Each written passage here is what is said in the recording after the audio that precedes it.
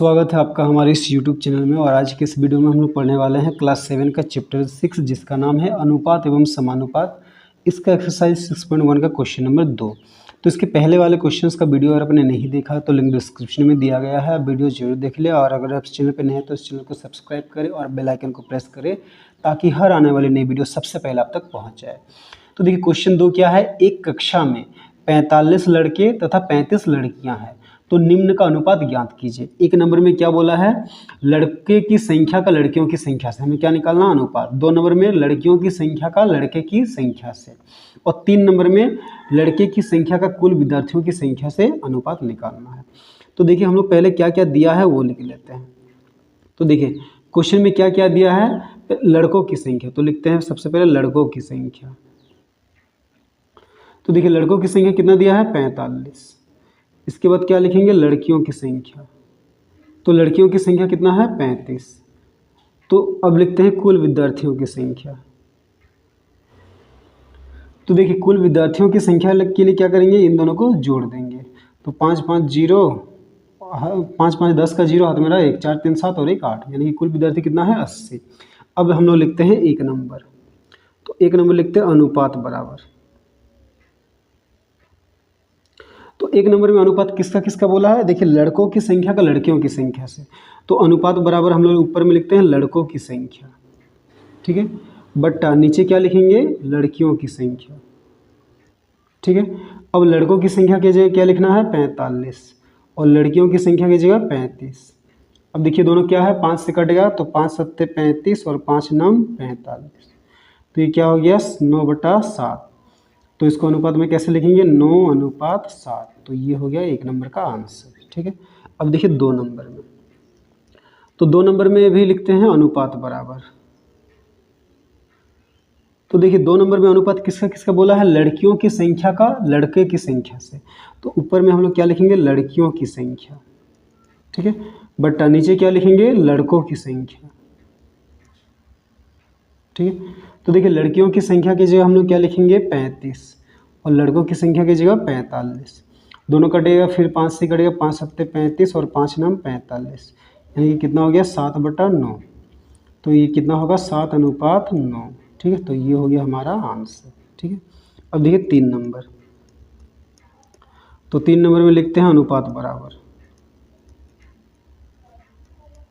तो देखिए 3 नंबर में अनुपात किसका किसका बोला है, देखिए लड़कों की संख्या का कुल विद्यार्थियों की संख्या से, तो ऊपर में हम लोग क्या लिखेंगे, लड़कों की संख्या, बट्टा नीचे क्या लिखेंगे, कुल विद्यार्थियों की संख्या, ठीक है। तो देखिए लड़कों की संख्या की जगह हम लोग क्या लिखेंगे, लड़कों की संख्या कितना है, 45, बट्टा कुल विद्यार्थियों की संख्या कितना है, देखिए 80। ये दोनों 5 से कटेगा, 5 9 45, 5 कम 5, 8 से 5 गया तो 3 3 और 0 30, तो 5 36, यानी कितना आया, 9/16। तो इसको हम लोग क्या लिखेंगे, 9:16, ठीक है। तो ये हो गया हमारा आंसर। तो चलिए अब हम लोग क्वेश्चन नंबर 3 बनाते हैं। तो 3 में देखिए क्या है, ललिता की वर्तमान आयु 12 वर्ष है तथा मनु की वर्तमान आयु 8 वर्ष है, तो निम्नलिखित का अनुपात ज्ञात कीजिए। एक नंबर में क्या है, ललिता की वर्तमान आयु का तनु की आयु से, और 2 नंबर में क्या है, तनु की वर्तमान आयु का ललिता की आयु से अनुपात निकालना है, और 3 नंबर में क्या है, ललिता की वर्तमान आयु का दोनों की आयु के योग से। तो इसमें भी हम लोग क्या करेंगे, 2 नंबर के क्वेश्चन की तरह जो जो दिया है वो पहले लिखते हैं। तो क्या दिया है, ललिता की वर्तमान आयु, तो देखिए ललिता की वर्तमान आयु कितना दिया है, 12 वर्ष। अब लिखते हैं मनु की वर्तमान आयु, तो मनु की वर्तमान आयु को क्या लिखेंगे, 8 वर्ष। अब क्या लिखेंगे, दोनों की आयु का योग, तो देखिए दोनों की आयु का योग के लिए क्या करेंगे, दोनों को हम लोग जोड़ देंगे, तो 8 और 12 को जोड़ेंगे तो कितना होगा, 20 वर्ष। तो देखिए अब एक नंबर, तो एक नंबर में लिखते हैं अनुपात बराबर। तो देखिए एक नंबर में किसका किसका अनुपात बोला है, ललिता की वर्तमान आयु का तनु की आयु से, तो ऊपर में क्या लिखेंगे, ललिता की वर्तमान आयु, बट्टा नीचे क्या लिखेंगे, तनु की वर्तमान आयु। तो देखिए ललिता की वर्तमान आयु कितना है, ललिता का वर्तमान आयु है 12 वर्ष, और तनु का वर्तमान आयु कितना है, 8 वर्ष। तो ये दोनों देखिए किससे, 4 से कटे, तो 4 दूनी 8 और 4 तिया 12, यानी कि क्या है, 3/2, यानी कि 3 अनुपात कितना हुआ, 2 हुआ हमारा आंसर, ठीक है। अब देखिए 2 नंबर, तो 2 नंबर में क्या बोला है, तनु की वर्तमान आयु का ललिता की आयु से, तो यहाँ पे लिखते हैं अनुपात बराबर बराबर क्या लिखते हैं, तनु की वर्तमान आयु।